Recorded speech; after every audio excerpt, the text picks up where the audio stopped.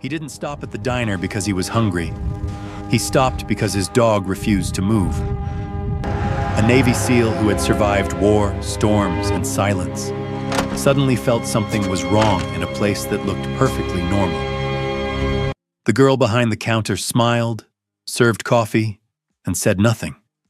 But her eyes carried a story no one had ever asked to hear. Rook, are you settled? And the dog? It didn't bark. It didn't attack. It just stood between her and the world like it knew the truth before any human did.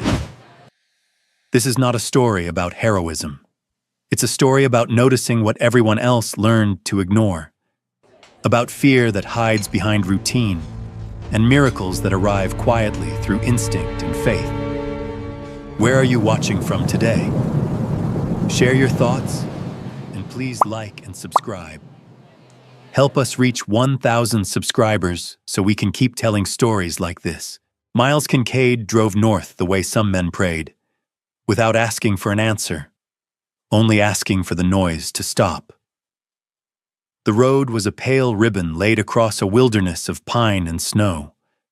On either side, the trees stood like dark spears planted by an old god who preferred silence to speeches. The sky was bright, almost innocent, but the cold had teeth. It bit at the windshield, at the seams of the truck, at the soft places behind a person's thoughts. Miles was 37 and built the way long discipline builds a man. Compact, efficient, strong without showing off. He stood about 6 feet tall, shoulders squared but not puffed. The kind of posture that looked natural only because it had been practiced through years of training and consequence.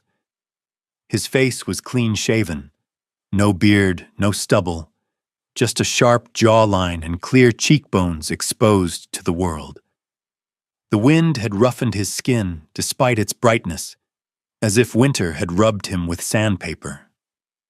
His eyes were gray-blue and steady, and when they moved with the quiet precision of a man who had learned to measure rooms for exits without thinking about it. He wore the same things he wore most days now. An old olive-gray tactical combat shirt softened by too many washes, frayed at the cuffs and shoulders, faded in places where weather had rubbed it thin.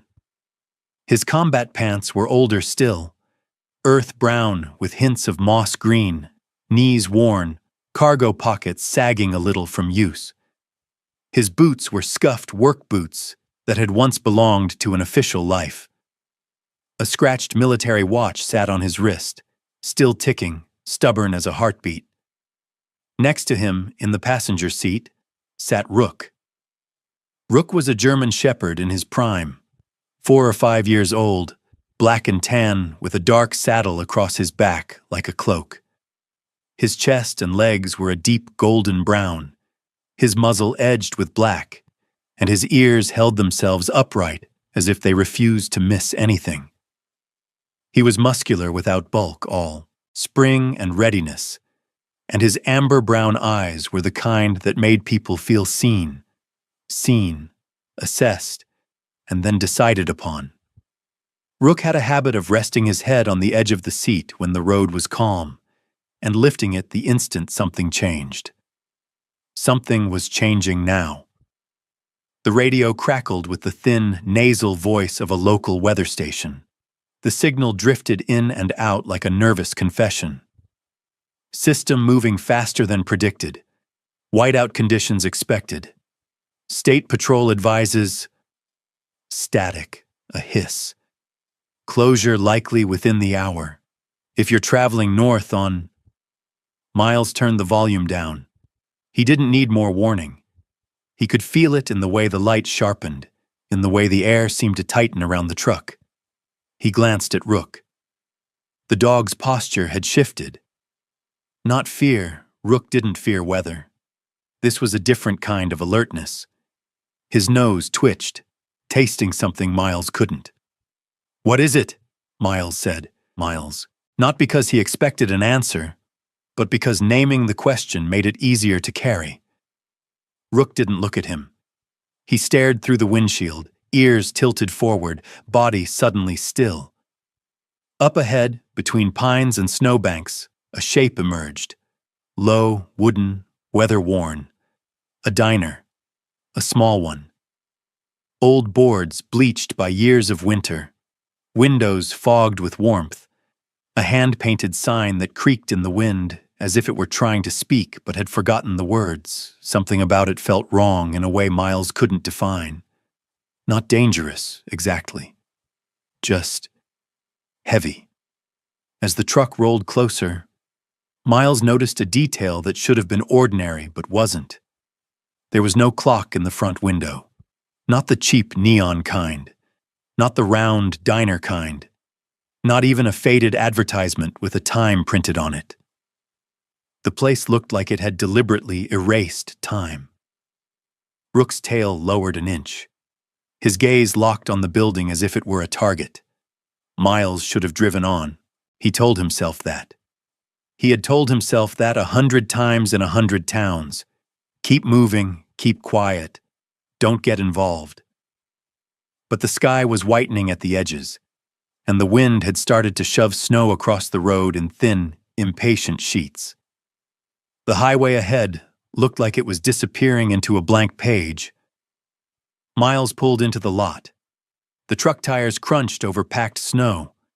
The sign above the door rattled, and somewhere deeper inside the building, a bell chimed softly. Rook hopped down first, boots of fur sinking into snow. He shook once, as if trying to shake off whatever he'd sensed. Then he moved to Miles's left side, close, not clingy, simply placed like a shield that understood its job. Inside, warmth wrapped around them. Coffee, grease, wood, old heat from old radiators. The diner was small, a row of stools at a counter, a few booths, scuffed floors that had seen decades of boots. A Christmas garland still clung to the window frame like it had refused to accept that the season had moved on. A middle-aged man in a trucker cap sat alone at the counter, shoulders hunched, hands wrapped around a mug like it was the only warm thing left in his life. He had a gray mustache and a face carved by road miles. He glanced at Miles and then at Rook, gave a polite nod, and went back to his coffee.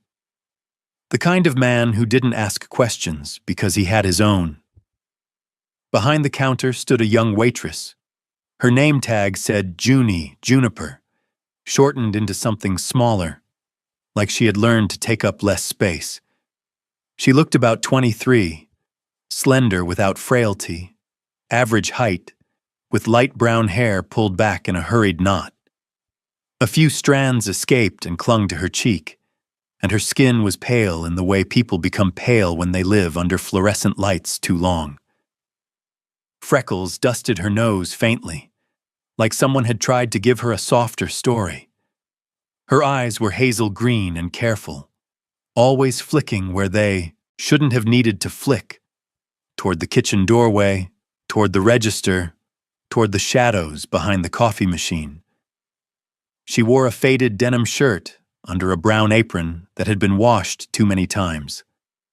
The apron's seams were worn and repaired, as if it had been patched more lovingly than the person wearing it. Her smile appeared quickly, but it didn't reach her eyes. "Table or counter?" she asked, voice gentle, professional, practiced. Miles's gaze caught on her sleeves. They were pulled down farther than necessary for the warmth of the room. "Booth," he said. Junie led them to a corner booth by the window. Rook stepped in first, sniffed once, then lay down with his body angled toward the counter and his head facing the narrow hallway that led to the kitchen. Miles didn't miss that. Junie poured coffee. Her hands were steady, but her shoulders were tight. When she set the mug down, her sleeve slid up just enough to reveal a faint bruise at her wrist, yellowed at the edges, not fresh, not old enough to be forgotten. Junie noticed Miles's eyes flick to it. She shifted her wrist inward, tugged her sleeve down without a word, and asked too brightly, "You want cream?" "No," Miles said gently. He didn't soften his voice into pity. Pity could feel like a trap to someone already living in one. Junie nodded and turned away. That was when Marjorie Voss entered the room. She moved like she owned every inch of air. Marjorie was in her mid-50s, heavy-set but strong, the kind of woman who looked like she could lift a box of canned goods with one hand and a grudge with the other. Her hair was iron gray, streaked through what had once been dark, pulled back into a tight bun that never loosened. She wore a wine-colored sweater and a stained white apron, both worn, both familiar, like uniforms of authority. A ring of keys hung at her waist, clinking softly when she walked. The sound was small, metallic, final. Her face carried the shape of a smile without its warmth. "Welcome," she said, eyes landing on Miles and then on Rook. "We're not usually busy, but the storm's bringing strays." The word strays wasn't about the weather. Miles met her gaze. "We're just waiting it out." Marjorie's smile sharpened. "That's what everyone says." She turned to Junie. "Did you wipe booth 3? It's still sticky." Junie started, then stopped. "Yes, ma'am." The ma'am sounded like a caller. Junie moved quickly to comply. Marjorie watched her, eyes narrowed not with hatred but with possession, like an appraiser inspecting a thing that belonged to her. Rook's head lifted an inch, his ears angled forward. Marjorie noticed the dog's movement. "I don't allow trouble in here." "He's not trouble," Miles said, calm. "Dogs can be unpredictable." "So can people," Miles replied, deadpan enough that the trucker at the counter let out a short, surprised laugh into his coffee. For a moment, the diner felt lighter, like humor had cracked a window in a room that needed air. Marjorie didn't laugh. Her gaze lingered on Miles, then slid to Rook again, as if measuring. Then she walked away, keys chiming softly, and the room exhaled a fraction. Except Rook. Rook did not relax. He stared at the kitchen hallway like it was a mouth that could swallow someone whole. Miles took a slow sip of coffee. The warmth reached his chest, but it didn't touch the tightness that had settled behind his ribs. Outside, snow began to move with purpose. The wind rose and pressed its hands against the diner windows, leaving pale streaks. The highway beyond the lot blurred as if the world were being erased. Junie returned with a rag and wiped a booth that did not look sticky.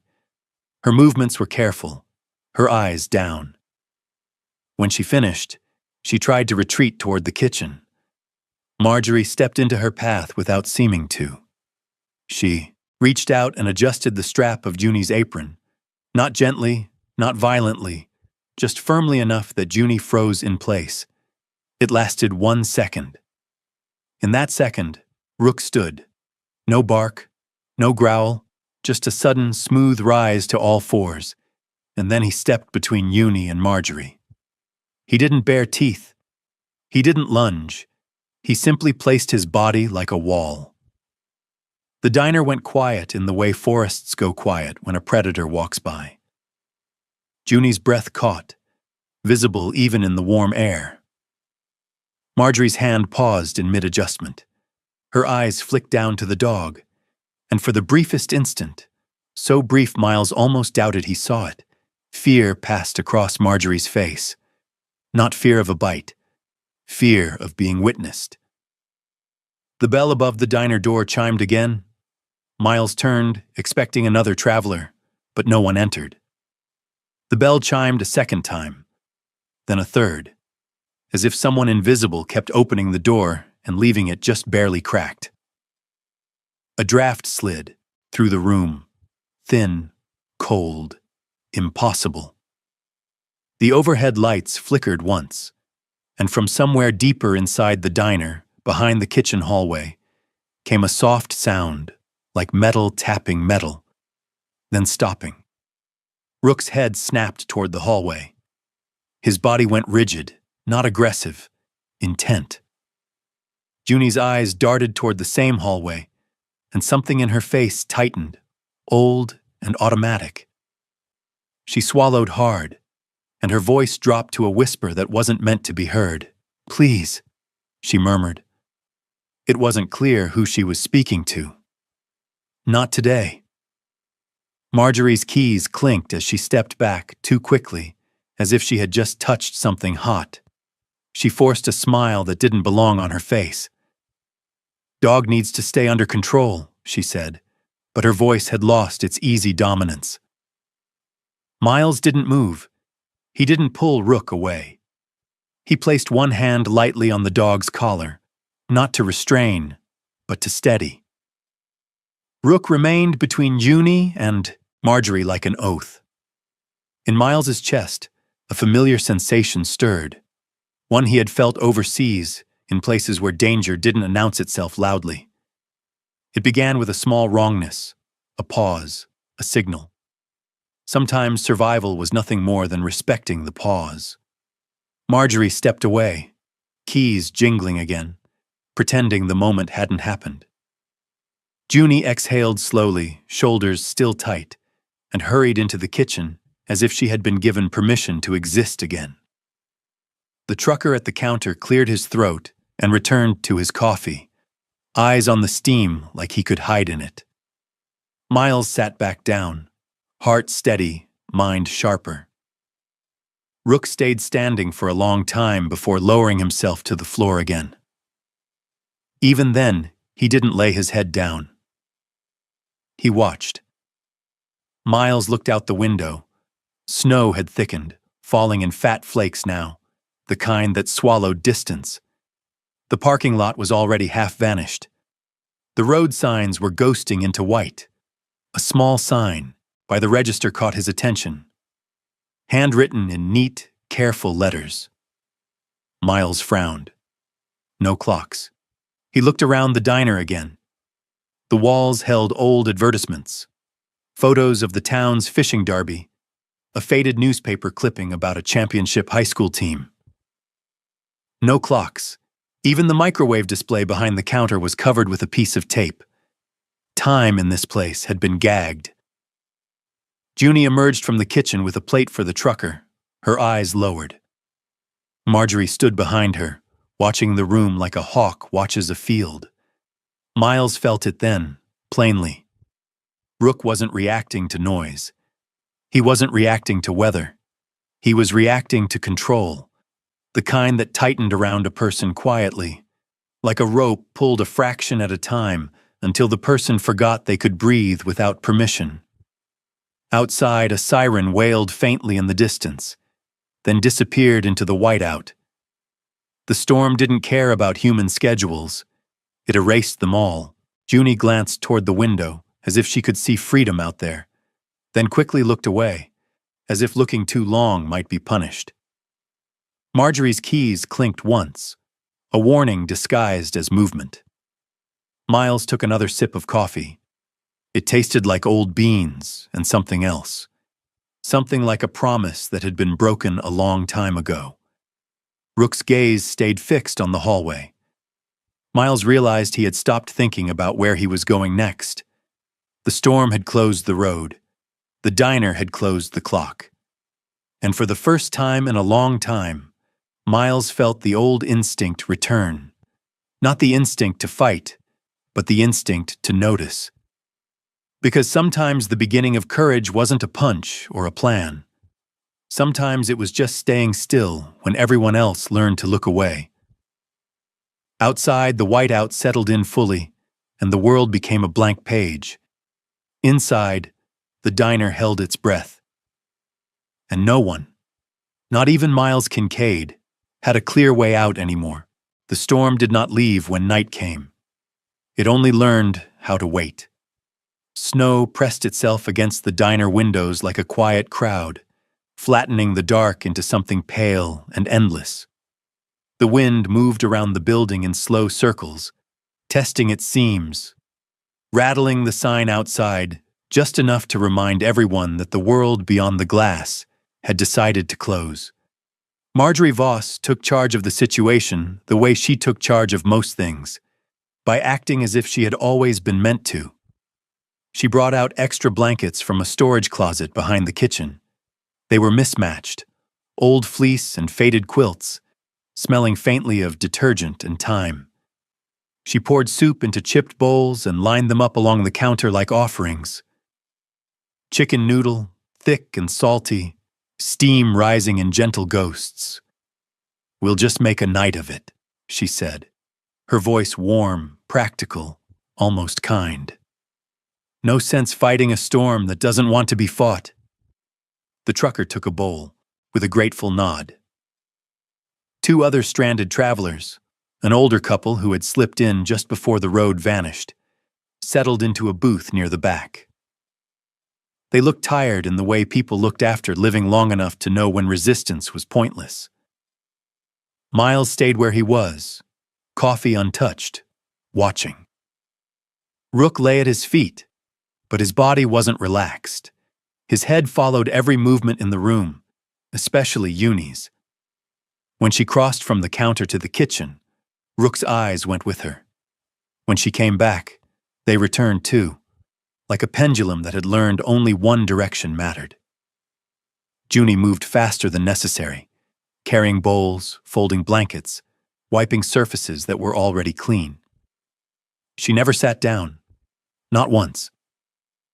When Marjorie handed her a blanket, Junie took it like a child being given permission.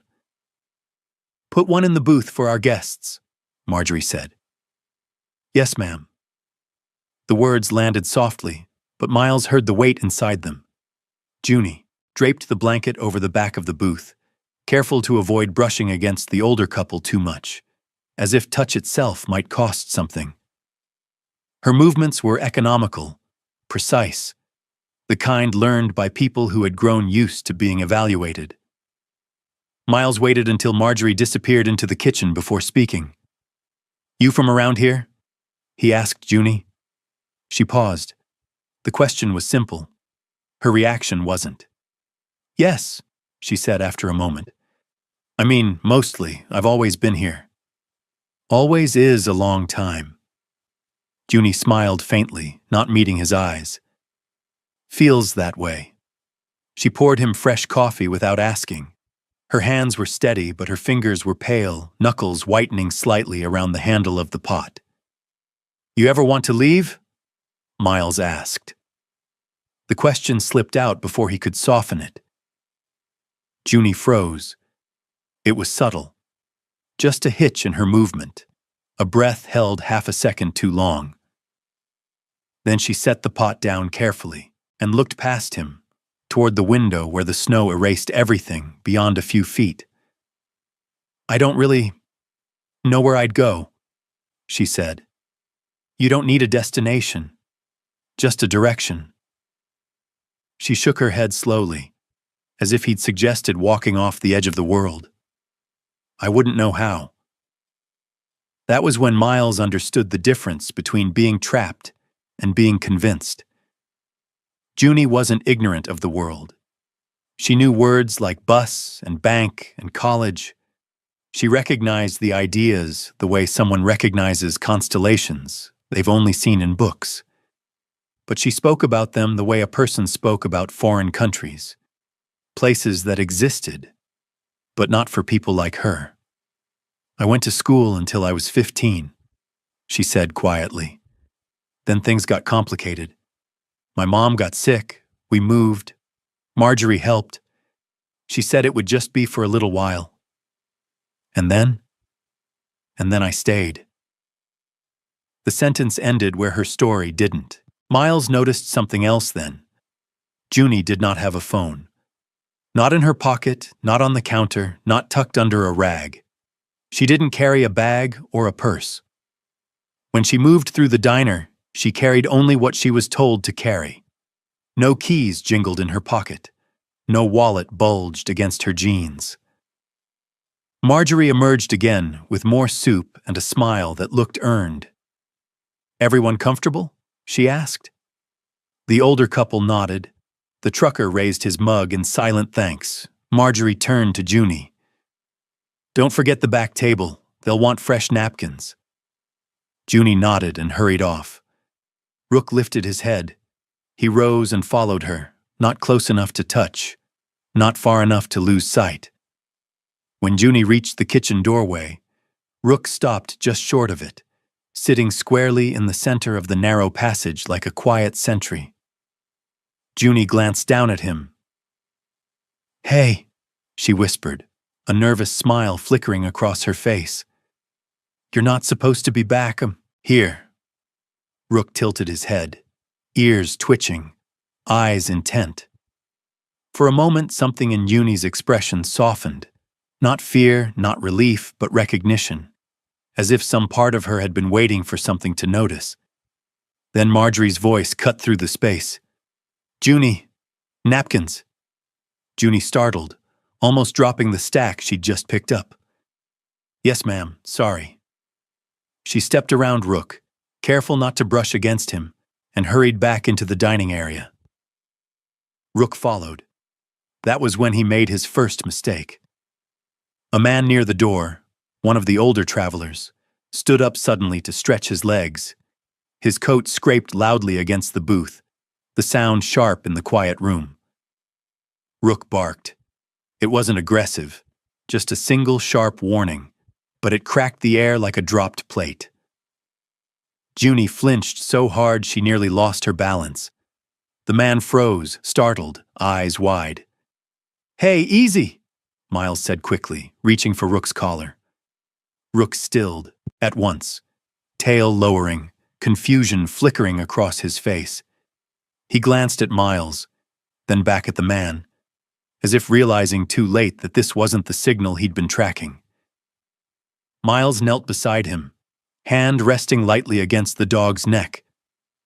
"It's okay," he murmured. "Not everything that moves is danger." Rook huffed softly, embarrassed in the way only dogs could be. Junie laughed under her breath, a small, surprised sound, like she hadn't meant to make it. It disappeared as quickly as it came, but it had been real. Marjorie watched the exchange from behind the counter, her smile fixed, her eyes calculating. "Your dog needs to be careful," she said.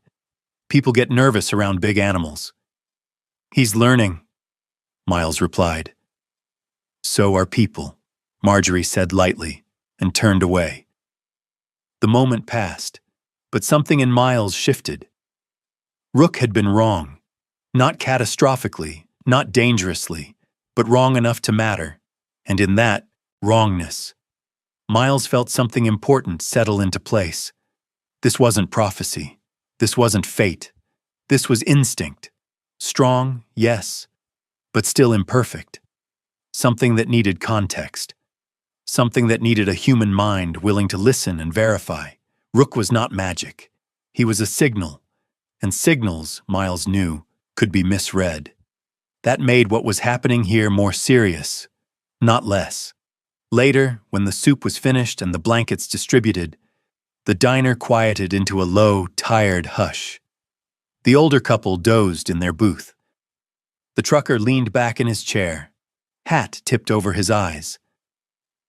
Marjorie retreated into the office behind the counter, keys clinking, door closing softly behind her. Junie stood alone near the coffee machine, wiping the same spot on the counter for the third time. Miles watched her for a long moment before speaking again. "You ever have your own phone?" he asked gently. Junie shook her head. "We share the landline in the office." "Your own bag? Purse?" "No," she said, as if the idea were faintly ridiculous. "I don't really need one." "Keys?" She hesitated. "Marjorie keeps them. It's easier that way. I forget things." Miles didn't respond right away. He noticed the way Junie said "forget" with the same tone people used to describe storms. Something inevitable, something outside their control. "You ever get paid?" he asked. Junie nodded quickly. "Yes, I mean, sort of. Marjorie handles the money. She saves it for me." "Where?" Junie opened her mouth, then closed it again. "I don't know," she admitted softly. Miles leaned back in his seat. He wasn't angry, not yet. Anger required certainty, and he didn't have that. What he had was a growing sense of imbalance, the kind that felt like standing on a frozen lake and realizing you could no longer hear the ice beneath your feet. Junie reached for another rag, then stopped. Her sleeve slid up just enough for Miles to see it again. The bruise, faint but unmistakable, blooming in yellow and green along her wrist. He looked at it. She noticed. "I'm clumsy," she said quickly. "I hit the door to the storage room all the time." Before Miles could respond, Marjorie's voice floated in from the office. "She does," Marjorie called. "That door's been sticking for years. I keep telling her to be careful." Junie's shoulders relaxed slightly, like a puppet whose strings had been adjusted.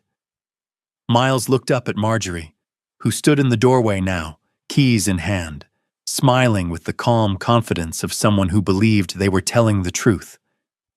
Rook lifted his head and stared at her. Not barking, not growling, just watching. Longer than was comfortable. Marjorie's smile tightened at the edges. For the first time since entering the diner, Miles felt a clear thought form in his mind. Rook wasn't reacting to danger. He was reacting to control. Not loud control, not violent control, but the kind that lived in small decisions. Who held the keys, who kept the money, who answered questions meant for someone else. Outside, the wind howled softly, snow swallowing the road completely now. The diner lights flickered once, then steadied. Junie pulled her sleeve down over the bruise. Marjorie jingled her keys again. Rook did not look away, and Miles realized that the storm had not trapped him here. It had simply removed his excuses for leaving. Chapter 3. Those who saw and those who learned to look away. Morning did not arrive with sunlight. It arrived with silence. The storm had eased sometime before dawn, leaving the world outside the diner buried in white and strangely calm, as if the land itself were holding its breath. Snow lay thick against the windows, smoothing the edges of everything, erasing the road, the trees, even the idea of distance. Miles woke on the booth bench with a stiffness in his back and a familiar ache behind his eyes. The kind that came from sleeping half alert, never fully letting go of the room. Rook was already awake. The dog sat upright on the floor, ears forward, eyes fixed on the front door as if he expected it to speak. Junie was behind the counter making coffee. Her movements were quieter than usual, almost ghost-like, as if she were afraid of waking the building itself. Her hair was still tied back, but loosely now, strands falling around her face. There were faint shadows under her eyes that hadn't been there the night before. Marjorie had not come out of her office yet. Miles took a sip of coffee and watched Junie through the steam. "You ever meet your old teachers around here?" he asked casually. Junie stiffened. "My teachers?" "Yeah, anyone from school." She hesitated, then nodded. "There's one. Mrs. Brooks. She used to teach English." "Still lives in town?" "I think so. She works at the library." The way Junie said "I think" made it sound like she wasn't allowed to be sure. Miles stood, pulling on his jacket. "Mind if I step out for a bit? Check the road?" Junie glanced toward Marjorie's closed office door. "I don't think the plows have come yet." "I won't be long." Rook rose instantly, already moving toward the door. Outside, the air was blindingly white. The storm had carved the world into a single color. No edges, no contrast, just snow and light and the faint shadow of the diner behind them. Miles followed the main street on foot. It felt like walking through a dream that had forgotten what it was supposed to be about. The library was a small brick building a few blocks away, half buried in snow, its windows glowing warmly. Inside, the smell of old paper and dust replaced the smell of grease and coffee. Behind the front desk stood a woman with silver hair cut neatly to her jawline, glasses perched low on her nose. She wore a thick wool sweater and a scarf the color of dried leaves. She looked up as Miles approached. "Can I help you?" she asked. Her voice was calm but guarded, the voice of someone who had learned that kindness required boundaries. "I'm looking for Evelyn Brooks," Miles said. The woman studied his face for a moment, then gave a small, tired smile. "You found her." Evelyn Brooks was in her early 60s, tall and thin in a way that came from years of standing in front of classrooms. Her posture was still straight, but there was a weariness in her shoulders, like someone who had once carried too many conversations home with her. Miles introduced himself. Evelyn listened politely, then tilted her head when he mentioned Junie's name. "Juniper Lane," she said softly. "I haven't heard that name in years." "She still works at the diner." Evelyn's mouth tightened. "I know." They sat at a small table near the back of the library, Rook lying quietly at Miles's feet, head resting on his paws. Evelyn folded her hands together, fingers thin, restless. "She was a good student," Evelyn said. "Quiet but thoughtful. Wrote like she was afraid to waste words. Then one semester, she just stopped coming." "What happened?" "Her mother got sick. That's what Marjorie told the school. Said Uni needed to work to help with bills. Then Marjorie brought in a temporary guardianship form. Perfectly legal, at least on paper." "And you believed it?" Evelyn exhaled slowly. "I wanted to. It's easier to believe paperwork than instincts." She looked at Rook, then back at Miles. "I tried to check on her. Went to the diner a few times. Marjorie told me I was interfering. Said Junie didn't need people digging up the past after that. I wasn't welcome there anymore." Miles nodded. "So you saw something was wrong."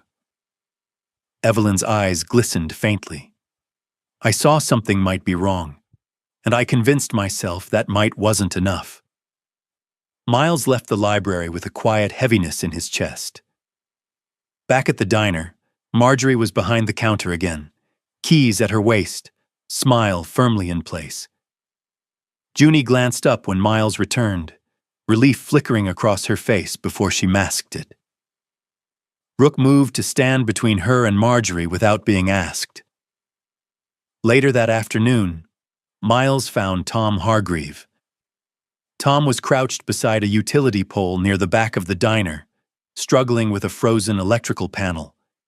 He was mid-40s, broad-shouldered, with thinning hair and a beard he trimmed unevenly, as if he never quite finished anything he started. His jacket was patched and stained, his hands rough and cracked from years of manual work. Tom looked up when he saw Miles. "You lost or just cold?" Tom asked. "Looking for answers," Miles said. "Heard you know this place." Tom snorted. "Everyone knows this place." "You ever work inside the storage area?" Tom's expression shifted, not defensive, resigned. "Yeah," he said. "Years ago. Fixed wiring after a freezer shorted out." "What did you see?" Tom hesitated, then looked toward the diner windows. "There's a safe in the back," he said quietly. "Old one. And a ledger. Marjorie keeps records. Loans, I think. Not just business stuff. Personal stuff." "Why didn't you say anything?" Tom let out a humorless laugh. "Because I owed her money. Lost my house in a bad winter. She loaned me enough to keep my truck. I paid her back eventually, but I learned something." "What?" "That favors aren't free. They just take longer to collect." Miles felt the pieces settling into place, not as a single revelation, but as a pattern finally admitting its shape. No one here was blind. They were just tired of seeing. That evening, while Junie swept the floor, Rook suddenly stopped moving, not the alert stillness from before. This was different. He stood in the center of the diner, ears low, tail stiff, nose lifted as if catching a scent no one else could smell. Then, without warning, he walked straight toward the back hallway and sat down, blocking it. Junie froze mid-sweep. Marjorie looked up from the register, eyes narrowing. Rook did not bark. He simply refused to move. For the first time, the entire room seemed to recognize that something unseen had just drawn a line. Marjorie approached cautiously. "Your dog's in the way," she said to Miles. Miles didn't respond immediately. He watched Rook, then looked at Junie. Junie's grip tightened around the broom handle. "Rook," Miles said softly. "Come here." Rook glanced back at him once, then returned his gaze to the hallway. Miles felt a strange chill crawl up his spine. He had never trained Rook to do this. Rook was choosing. Marjorie cleared her throat. "He needs to move." "Maybe," Miles said. "Or maybe he's telling us where not to go." Marjorie's smile didn't return. The moment passed when Junie hurried into the kitchen, breaking the invisible tension. Rook followed her, no longer blocking the path, as if his point had already been made. Later, as dusk settled and the snow darkened into blue shadows, the front door opened. A man stepped inside. He was tall and narrow, dressed in a dark wool coat, his posture slightly bent, as if one knee no longer trusted him. His hair was white, cut short, and his face was lined deeply with a thin gray mustache that twitched when he smiled. His eyes, however, were sharp, not kind, not cruel, just measuring. "Evening," he said, voice smooth, practiced. "Road's finally open." Marjorie's entire demeanor changed. Her shoulders straightened, her hands stilled, even her keys seemed to quiet. "Mr. Ralston," she said. "Didn't expect you until next week." Gage Ralston smiled faintly. Storms change schedules. Junie went pale. Rook stood at once, body tense, ears forward. Gage noticed the dog and raised an eyebrow. "Working animals always know," he said lightly. "They just don't always know what." Miles met Gage's gaze, and in that moment, he understood exactly what kind of man had just walked into the diner. Not a threat, not a monster, something worse. A collector. The kind who never raised his voice because he never needed to. Outside, the snow began to fall again. Slow, steady, patient. Inside, the air tightened, and for the first time, Miles felt certain that whatever held Junie here did not belong only to Marjorie. Gage Ralston did not look like the kind of man who ruined lives. That was the problem. He stood at the counter with his dark wool coat folded neatly over one arm, posture relaxed, one knee favoring the other just slightly, as if old injuries had taught him patience. His hair was white and close-cropped, his face clean-shaven except for a thin gray mustache that twitched when he smiled. There was nothing loud about him, nothing threatening. His eyes were pale blue and steady, the kind of eyes that did not blink often because they did not need to. He ordered coffee, black, no sugar. Marjorie poured it herself. "You're early," she said, her voice still warm but tighter now, like a rope pulled just enough to feel. "Storm changed my plans," Gage replied. "Storms do that." He glanced around the diner, taking in the stranded travelers, the snow pressed against the windows, the silence that lingered after his arrival. Then his eyes found Junie. She stood frozen near, the sink, one hand resting on the edge of the counter as if it were the only solid thing left in the room. Her skin had gone pale, the freckles on her nose standing out sharply. She did not look at Gage directly, but she watched his reflection in the coffee machine's metal surface, as if eye contact might complete a contract she had never agreed to sign. Miles watched everything from his booth. Gage noticed Rook next. "Well," Gage said mildly, nodding toward the dog, "that's a fine-looking animal."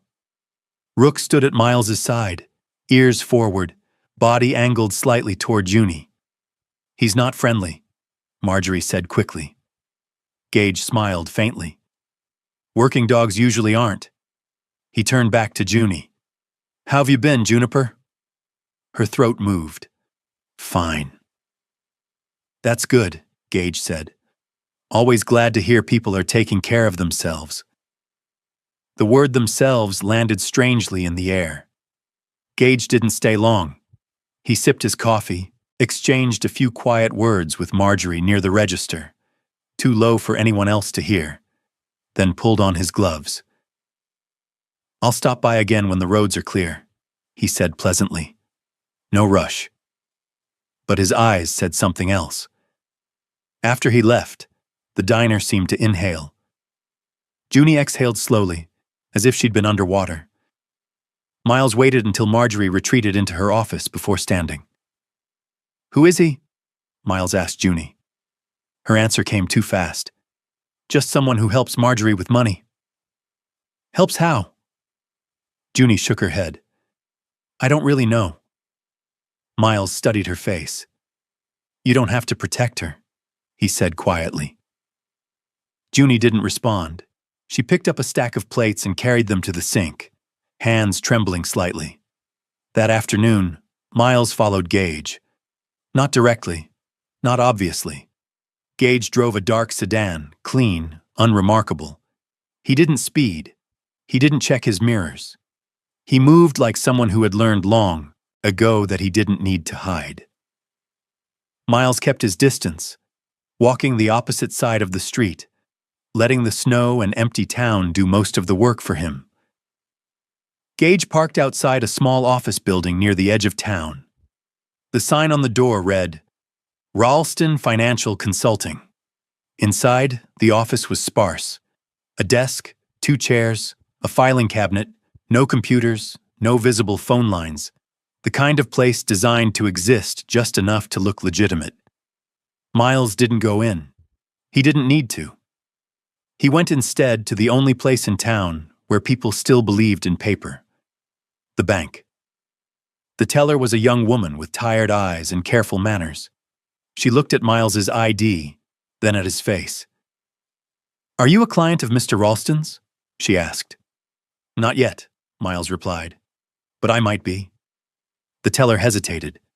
Then she lowered her voice. "He used to work here," she said. "Years ago, before the crash." "What happened?" "He left, quietly." "No. Scandal. No charges. Just stopped being part of the system." Miles nodded. "And now?"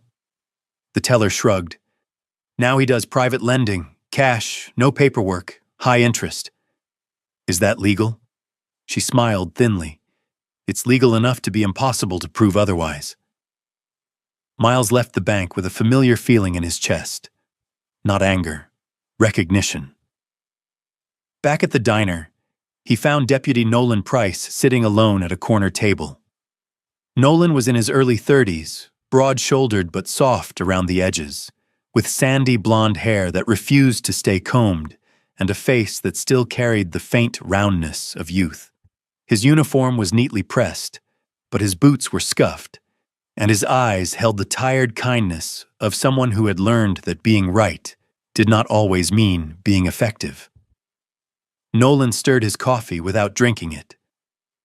"Snow's supposed to clear tonight," Nolan said. "Storms change schedules," Miles replied. Nolan looked up at him, sharply, then smiled faintly. "You sound like Ralston." Miles took the seat across from him. "You know him." "Everyone knows him," Nolan said. "He helps people when banks won't." "That's what he says?" Nolan's smile faded. "Yeah." Miles leaned forward slightly. "You ever look into his business?" Nolan hesitated, then he looked down at his hands. "My mom had cancer," he said quietly. 5 years ago. Insurance didn't cover everything. Marjorie loaned me the rest. No interest, no deadline. Miles said nothing. Nolan continued. She saved my family. So when people complain about her, I tend to listen less. And now? Nolan met Miles's eyes. And now I'm starting to wonder why the same names keep showing up in the same quiet places. Miles nodded. I'm not asking you to break the law, he said, just to notice where it bends. Nolan let out a slow breath. I'll see what I can find. Miles stood to leave. As he walked back toward his booth, he saw something that made him stop. Rook was standing between Gage, who had returned briefly to retrieve his coat, and Junie. Not aggressively, not defensively, just positioned. A living line in the room, Gage noticed. He chuckled softly. Smart dog, Gage said. He knows where not to step. Miles felt something cold slide through his chest, because Rook hadn't been trained to do that. Rook had learned it. That night, after the diner had gone quiet, Miles heard Rook growl. Not loud, not sharp, just a low, vibrating sound that came from deep in his chest. Miles opened his eyes.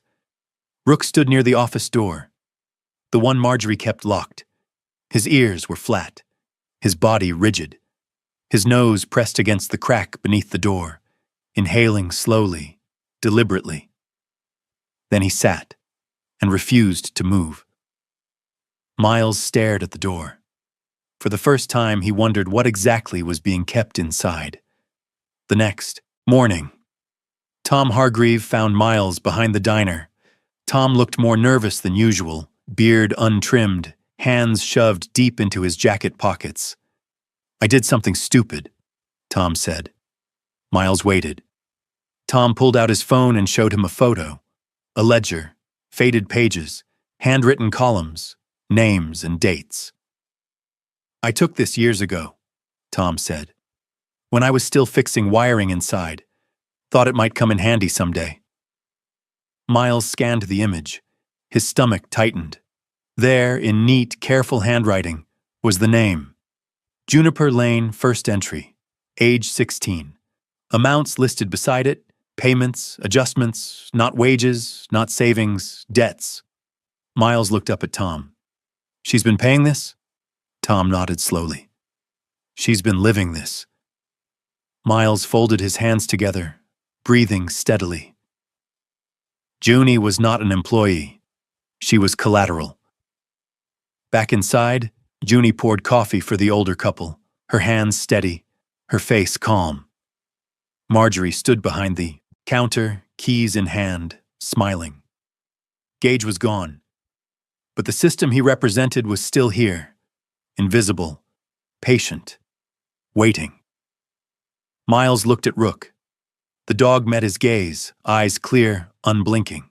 For the first time, Miles didn't feel like he was witnessing something. He felt like he was standing inside it. And he knew, without any doubt now, that whatever had trapped Junie in this place had nothing to do with weather. It had been building for years. Quietly. The lawyer's office smelled like old paper and burnt coffee. It sat above a hardware store on the edge of the neighboring town, a narrow staircase leading up to a space that felt more like a forgotten attic than a place where lives were untangled. The sign on the door read, Inside, Mark Delaney was exactly the kind of man Miles had expected to meet. Early 60s, broad shoulders softened by age, thinning hair combed carefully to one side, as if discipline were something he still believed in, even when his body had begun to negotiate with gravity. He wore a gray sweater instead of a suit, and his glasses hung low on his nose. His hands were large and steady, the hands of someone who had once been louder in the world and had learned restraint later in life. Mark listened without interrupting. Miles laid everything out on the desk. The photo of the ledger from Tom, the names, the dates, the amounts, the story of Junie's missing documents, the control disguised as kindness. Mark read slowly, lips pressed thin, eyes moving back and forth, as if each line weighed something. Finally, he leaned back in his chair. Legally speaking, Mark said, she's not being held prisoner. Miles didn't flinch. But, Mark continued, she is being economically and administratively trapped. No ID, no bank account, no independent income. That's not illegal on its own. But if someone is deliberately withholding access to those things, he tapped the ledger. That's coercion. So she can leave. Yes, Mark said. But leaving and surviving are two different questions. Miles nodded. That was the part he'd already known. When Miles returned to the diner that evening, Junie was alone at the counter, folding napkins into neat triangles. Marjorie was in the kitchen. Rook lay near Junie's feet, head resting on his paws, eyes half closed. He looked peaceful in a way Miles hadn't seen before. Less alert, more present. Miles sat across from Junie. I talked to a lawyer, he said quietly. Junie froze. Her fingers tightened around the napkin. A lawyer? You're not being held legally. You can leave whenever you want. The words landed like a dropped glass. Junie stared at him, eyes wide, breath shallow. I can't, she said immediately. You can. She shook her head, almost violently. I don't have anything, she whispered. No money, no papers, no place to go. I don't even know how to open a bank account. Miles leaned forward slightly. That doesn't mean you're stuck. It means you need help. Junie laughed once, a short, hollow sound. I tried, she said. When I was 19, I packed a bag, I walked to the bus stop, I made it all the way to the next town. Her voice trembled. Marjorie found me. She said she'd been worried sick, said the world was dangerous, said she'd forgive me if I came home. What happened after? Junie looked down at her hands. She took my phone, said I wasn't ready for it, said I needed time. Rook lifted his head and shifted closer to her. Junie reached down and rested her fingers in his fur, as if anchoring herself to something solid. I don't want to stay, she said quietly. But I don't know how to exist anywhere else. Miles felt something tighten behind his ribs. You don't have to know yet, he said. You just have to be willing to learn. Junie's eyes filled with tears. I'm not scared of leaving, she whispered. I'm scared that when I do, I'll disappear. Rook didn't move. He just breathed. Slow, even, steady. For the first time since Miles had met her, Junie cried without apologizing, not silently, not neatly. Her shoulders shook, breath breaking, hands gripping Rook's fur like she might fall through the floor if she let go. Miles said nothing. Some moments weren't meant to be filled with advice. They were meant to be witnessed. That night, Miles woke to a sound he hadn't heard before. Not Rook growling, not wind, a soft knock, 3 taps. Careful, controlled. Miles opened the diner door. Outside stood a woman he didn't recognize. She was in her early 40s, tall and slim, with dark hair pulled into a loose braid over one shoulder. Her face was pale from the cold, but her eyes were sharp and tired in the way people's eyes became after carrying secrets too long. She wore a heavy wool coat and carried a small leather satchel. My name is Claire Moreland, she said quietly. I used to work here. Miles felt the world tilt slightly. I heard you were asking questions, Claire continued. And I think you should know. You're not the first. Claire didn't come inside. She stayed on the porch, breath fogging in the cold air, as if the building itself still held something she didn't want to step back into. I worked for Marjorie when I was 18, she said. Left after 2 years, or tried to. Her voice was calm, but her hands shook slightly around the strap of her bag. She loaned me money when my dad died, told me I could pay it back through work, said it was easier than dealing with banks. Miles said nothing. She kept my pay, said it went toward the debt. Every time I asked for an update, the numbers changed. Always higher. "How did you leave?" Miles asked. Claire's mouth tightened. "I didn't. Not cleanly. I ran, changed towns, changed names, left my car behind because it was in her name." She looked past Miles into the diner. "And I still get letters sometimes. Not threatening ones. Polite ones. Asking how I am." Miles felt a chill that had nothing to do with the weather. "Does Uni know you?" Claire shook her head. "She was a kid when I left." Claire handed Miles a folded envelope. "Inside are copies of things I kept. Receipts, notes, a ledger page with my name on it. I never used them because I thought it was my fault for being stupid." She paused. "But then I heard about another girl who never left." Miles took the envelope. "Thank you," he said. Claire nodded once, then turned and walked away into the snow, disappearing between white shadows as if she had never been there at all. The next morning, Marjorie confronted Uni, not angrily, not loudly. She stood in front of her, close enough that their shadows overlapped on the wall. "I heard you were talking to our guest late last night," Marjorie said gently. Juni's shoulders tensed. "We were just—" Marjorie raised one hand. "You don't have to explain. I just want you to remember something." She reached into her apron pocket and pulled out a folded piece of paper, the original guardianship form. "I took you in when no one else did," Marjorie said softly. "I fed you, gave you a roof, gave you work." Juna stared at the paper like it might burn her. "You owe me your life." The words were not shouted. They were whispered, and that made them heavier. Rook stood up slowly and moved to Juni's side. Marjorie noticed. Her eyes flicked to the dog, then back to Juni. "You don't need people filling your head with ideas," Marjorie continued. "The world isn't kind to girls like you." Juni swallowed. "I know," she said. Marjorie smiled. "That's why you're safe here." Miles watched from across the room. For the first time, he didn't feel like an observer. He felt like someone standing between a person and a story that was trying to write her for itself. Juni looked down at Rook. The dog met her gaze. He didn't pull.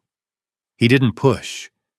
He simply existed beside her, warm and breathing and real.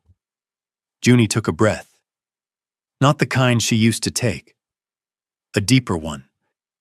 The kind people took when they were about to disappoint someone they had been trained not to. "I'm not safe," Juni said quietly. "I'm just small." Marjorie's smile vanished, and in that moment, Miles knew something had shifted. Not outwardly, not legally, but internally. Juni had spoken the truth without apologizing, and once that happened, there was no going back to pretending the cage was a home. The second storm arrived without warning. No radio alerts this time. No slow buildup. Just a sudden change in the light. The sky dimming as if someone had pulled a curtain across the afternoon. Snow began to fall in thick, heavy flakes, the kind that erased sound before they erased sight. By dusk, the road signs had vanished again, and Gage Ralston came back. He arrived just before the worst of the storm, his dark sedan cutting through the white like a blade through cloth. He parked in the same place he always did, stepped out with the same calm precision, and walked into the diner as if nothing in the world had ever surprised him. He wore the same wool coat, the same gloves, the same faint smile that never reached his eyes. Inside, the diner felt smaller than it ever had.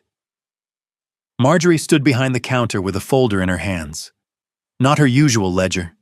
This one was newer, thicker, filled with clean, printed pages instead of handwritten columns. Juni recognized it instantly.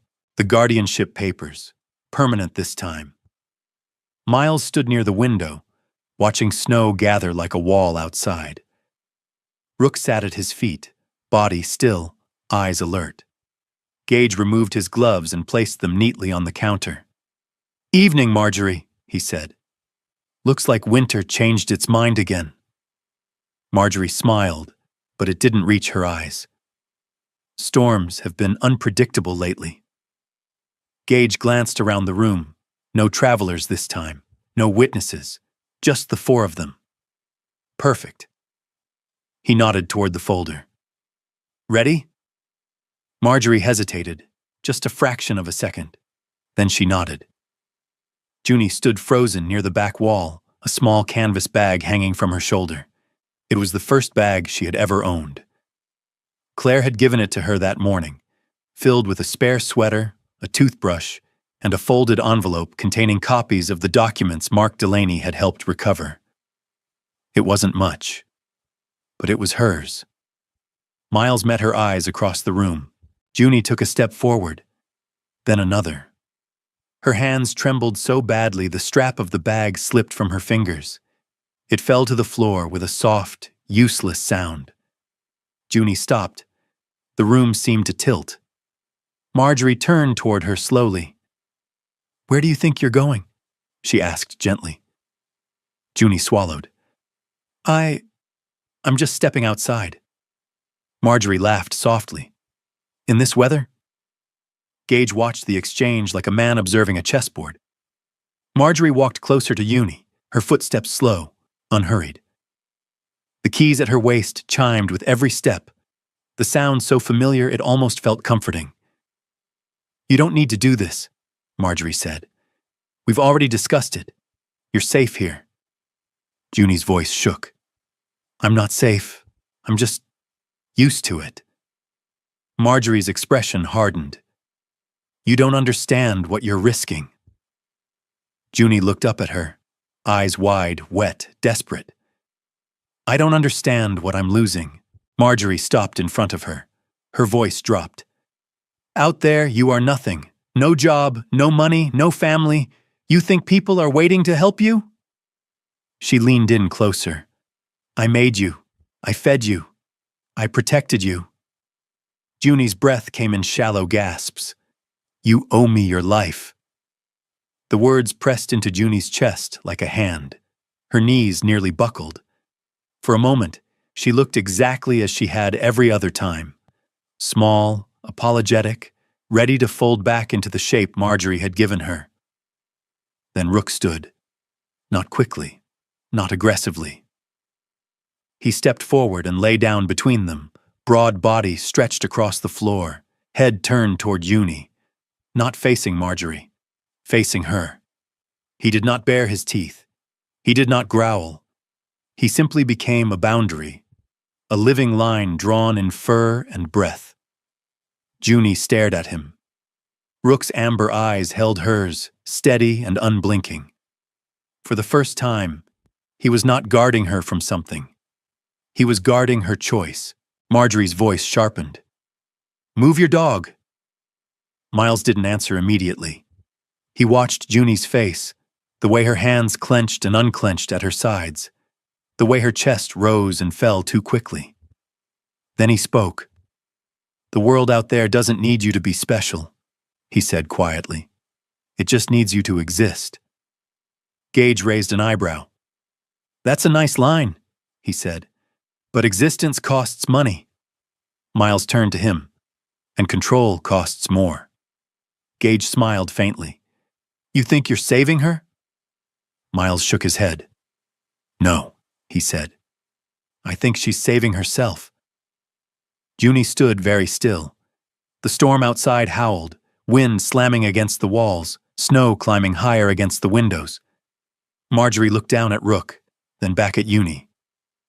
"You step through that door," Marjorie said softly. "And you don't come back." Junie's lips parted. Her eyes flicked to the counter, to the kitchen, to the walls she had cleaned for years, the floors she had walked in circles, the space that had shaped her entire adult life. Then she looked at Rook again. He did not move. He did not pull. He did not push. He just waited. Junie bent down, picked up her bag, and slung it over her shoulder. Her hands were shaking, but her voice was clear. "I know." Marjorie inhaled sharply. Junie took one step forward, then another. Marjorie reached out instinctively, fingers brushing the air where Junie's sleeve had been. Missed. Junie walked around Rook, not away from him, past him. Miles moved to open the door. The wind rushed in like a living thing, cold and loud and blinding. Snow whipped into the diner, scattering across the floor, covering the familiar space with white. Junie hesitated at the threshold. The storm roared. Marjorie shouted something. Junie didn't hear it. All she heard was the sound of her own breathing. Rook stood up and walked to her side. Not ahead. Not behind. Beside. Junie stepped outside. The storm swallowed everything. The sound of the door closing was lost in the wind.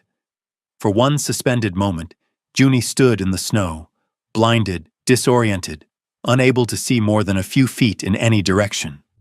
The world had no edges, no signs, no instructions, just white. She turned back toward the diner, toward the light, the warmth, the only place she had ever known. But Rook did not turn.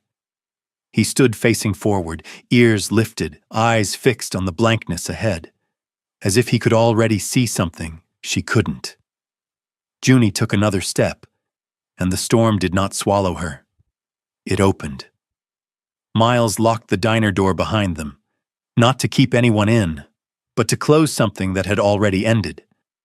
Inside, Marjorie stood frozen, the folder slipping from her hands. Gage watched through the window, snow streaking across the glass between him and the girl he no longer controlled. For the first time, his smile faded. Outside, the air was brutal. The wind cut through Junie's jacket, stung her face, stole her breath. But she was laughing, softly, brokenly, not because she was happy, but because the pain felt real. Not managed, not scheduled, real. Miles led her toward the truck parked at the edge of the lot. The headlights cut 2 narrow tunnels through the white. "You don't have to go far tonight," he said. "Just somewhere safe." Junie nodded, unable to speak. Rook jumped into the back seat, then leaned forward, resting his head on the space between the front seats, watching her through the mirror. Junie looked back at the diner one last time. The windows glowed faintly through the storm. Then she turned away. Miles started the engine. The tires struggled, then found grip. The diner disappeared behind them. For the first time in her life, Junie was leaving without asking, without permission, without a plan, only a direction. And that was enough.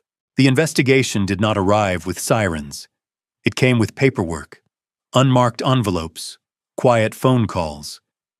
2 men in plain coats stepping into Ralston Financial Consulting and not leaving for several hours. No one in town noticed at first. Or maybe they noticed and chose, out of habit, to call it something else. Gage Ralston was charged with operating an unlicensed private lending network. The kind that lived in the spaces between regulations, where money moved faster than accountability. When the filings became public, the names in his ledgers spread through the town like a slow fever. Farmers, shop owners, a mechanic, 2 single mothers, and Marjorie Voss. Marjorie lost the diner within a week. Not dramatically. No shouting, no confrontation. Just a lien, followed by another, followed by a court order she pretended not to read until the locks were changed and her keys stopped working. The building stood empty for days after. The signs still creaked in the wind, but the windows were dark. Deputy Nolan Price didn't sleep for 3 nights. He sat in his patrol car outside the courthouse long after his shift ended, staring at the dashboard, replaying old decisions like film reels he could no longer pause. His face looked older now, not from age, but from awareness. He had believed in gratitude, in loyalty, in the idea that helping someone once meant trusting them forever. Now he understood the difference between kindness and control, and that understanding came with a cost. Junie stayed with Evelyn Brooks. Evelyn's house was small and warm, with yellow walls and books stacked in every corner, the kind of home that smelled faintly of tea and dust and lavender soap. Evelyn moved slowly, favoring her left knee, but her eyes were bright and patient. Junie took the guest room upstairs. It had a narrow bed, a wooden desk, and a single window that faced a row of bare maple trees. At night, the branches scraped softly against the glass, and Junie would lie awake listening, waiting for someone to tell her what to do. No one did. The silence felt heavier than fear at first. On the third morning, Evelyn knocked gently on her door. "I'm making eggs," she said. "You're welcome to help or not. Both are fine." Junie stood in the doorway, unsure which answer was correct. I can help," she said. Evelyn smiled. "That's an option, not an obligation." The words settled into Junie's chest like a new language. She began the slow work of becoming a person again. Not all at once. Not heroically, paper by paper. Evelyn helped her file for a replacement birth certificate, then a state ID, then a bank account, her name printed cleanly on a card for the first time in her life. Tom Hargreave taught her how to drive. They practiced in the empty parking lot behind the closed diner. Tom sat in the passenger seat, hands gripping the door handle like he expected the car to rebel at any moment. "You're too careful," he said. Junie nodded, knuckles white on the steering wheel. "I've always been careful." "That's different from scared," Tom replied. The engine stalled 3 times. On the 4th try, they made it around the lot. Junie laughed out loud. It startled her. The sound came from somewhere she hadn't visited in years. Miles stayed nearby, but never too close. He helped arrange the legal steps, spoke to Mark Delaney when needed, drove Junie to appointments when she asked. But he didn't hover, didn't instruct, didn't become a new authority. He had learned something important during his years in uniform. Rescue created dependency, presence created choice. Rook adjusted faster than anyone. Without the constant tension of the diner, the dog's posture softened. His steps grew slower. He slept more often, stretched longer when he woke. The sharp edge of vigilance dulled into something gentler. He followed Junie around Evelyn's house, not guarding, not positioning, just existing near her like a shadow that had decided to rest. One afternoon, as spring began to tease the town with warmer air, Junie stood in front of the bathroom mirror and realized something strange. She wasn't flinching, not when doors closed, not when voices rose, not when she moved through a space without permission. The bruises on her wrists had faded. The deeper ones, inside, were taking longer. One evening, while sorting through old documents with Evelyn, Junie found something unexpected. A photograph. It showed her at 17, standing behind the diner counter, hair pulled tight, smile practiced. Marjorie stood beside her, hand resting lightly on Junie's shoulder. On the back of the photo, written in Marjorie's careful script, "My girl, the only one who stayed." Junie stared at the words for a long time. Then she turned the photo face down and placed it in the trash. The town began to change in small, almost unnoticeable ways. The hardware store extended its hours. The post office hired a new clerk. The mechanic down the road started offering payment plans, real ones, with contracts and receipts and actual interest rates. People spoke a little louder, stayed a little longer, asked questions they used to swallow. No one threw a parade for justice. They just stopped pretending nothing had been wrong. Marjorie left town quietly. She packed her things into a rented truck and drove south, toward a place where her name didn't carry history. There were no goodbye notes, no confrontations, just absence. Gage Ralston awaited trial. The newspapers called him a financial predator. Gage called himself misunderstood. Miles never visited him. There was nothing left to say. Nolan filed the final report himself.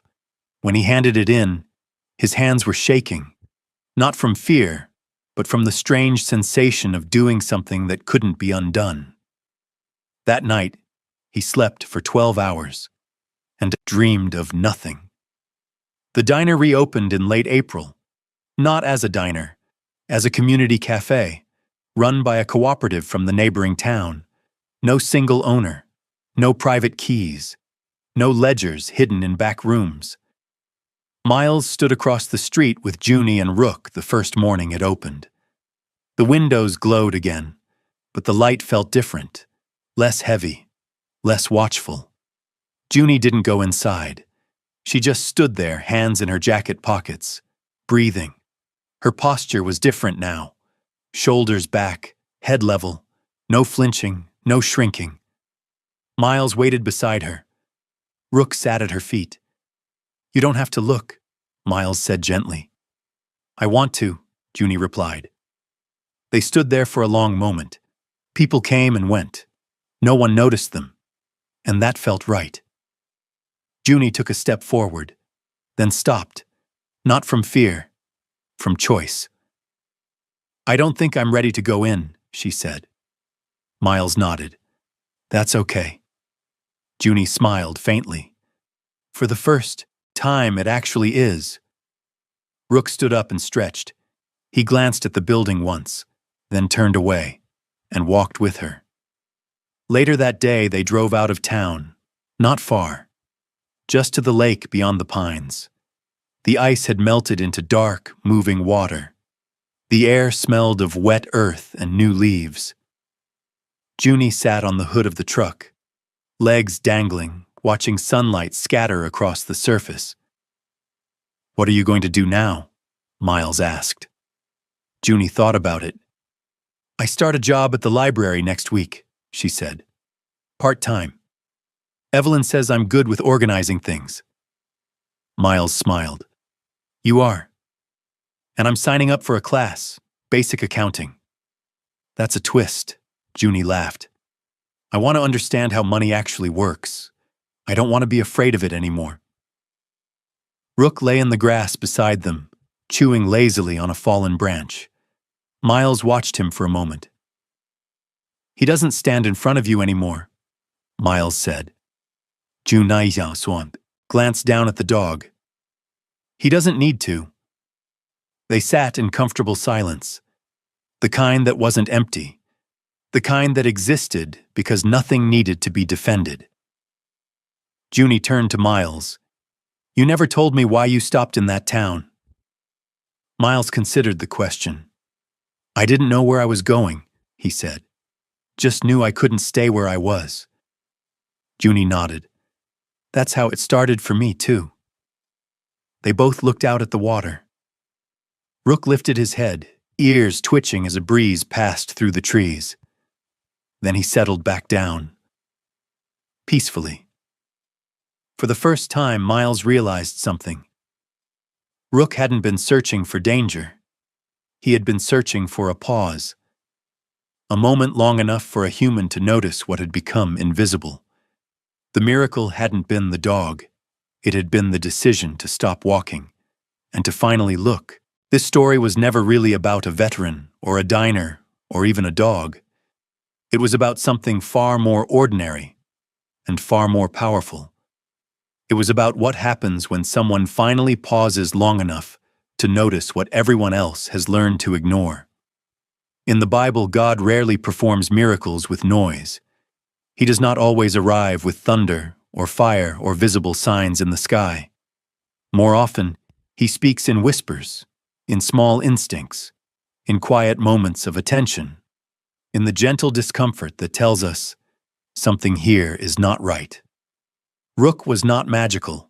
He did not see the future. He did not understand human systems. He simply stopped. And because he stopped, a human finally looked. That is how many real miracles happen in life. Not because God changes the world around us, but because He softens our hearts enough to see the world as it truly is. Junie was not saved by strength. She was not rescued by force. She was saved by being seen, by being believed, by being reminded that her existence alone was already enough. And maybe that is the message for all of us. Somewhere in your life right now, there may be someone living in silence, someone who smiles, works, survives, but feels invisible. Someone carrying a pain they have learned to normalize. And maybe God is not asking you to fix their life. Maybe He is only asking you to stop, to notice, to listen, to not walk past. Because sometimes, the greatest act of faith is not doing something heroic. It is simply refusing to look away. If this story touched your heart, share it with someone who might need it. Leave a comment about what part stayed with you. Subscribe to this channel so we can continue telling stories of faith, healing, and quiet miracles. May God bless you. May He protect those who feel unseen. And may He give us all the courage to pause so we can recognize the miracles that have been waiting in front of us all along.